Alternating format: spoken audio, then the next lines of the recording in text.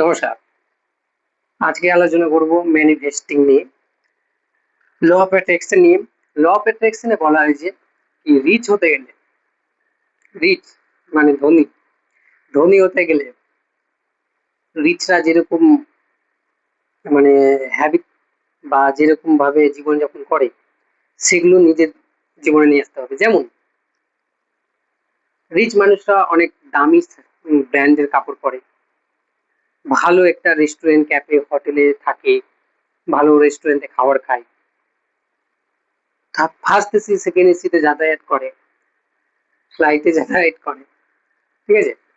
তো ম্যানিফেস্টিং মানে ল of attraction বলেছে বা বলেনি, মানে আমি দেখেছি ল অফ অ্যাট্রাকশন নিয়ে যারা কথা বলে তারা বলেছে কি সেরকম বড় লোকরা যেমন ভালো ব্র্যান্ডের কাপড় পরে সেরকম তুমিও পড়ো।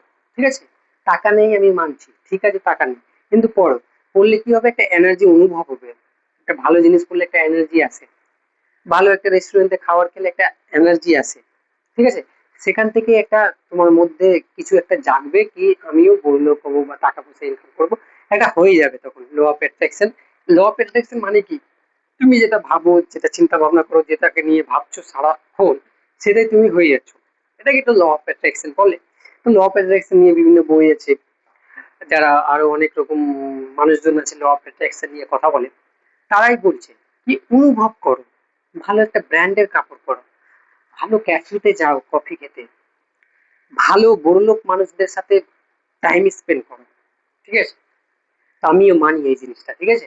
আমিও চেষ্টা করি একটু, যতটা পারবো, যতটা এখন অবকাত আছে আমার, একটু হাই যাওয়ার চেষ্টা করি। ঠিক আছে? আমি একটু ভালো ক্যাফেতে যাই, একটু কফি টফি খাই। আরে আমাদের এখানকার বন্ধুরা যায় না। ঠিক আছে? আমি যাই, একাই চলে যাই, একাই আমি খেয়ে চলে আসি। আমি কোথাও ঘুরতেও চলে যাই একাই, একাই চলে যাই ভাই। এই তো কিছুদিন হলো উজ্জয়ন থেকে ঘুরে আসলাম, একাই গেছি।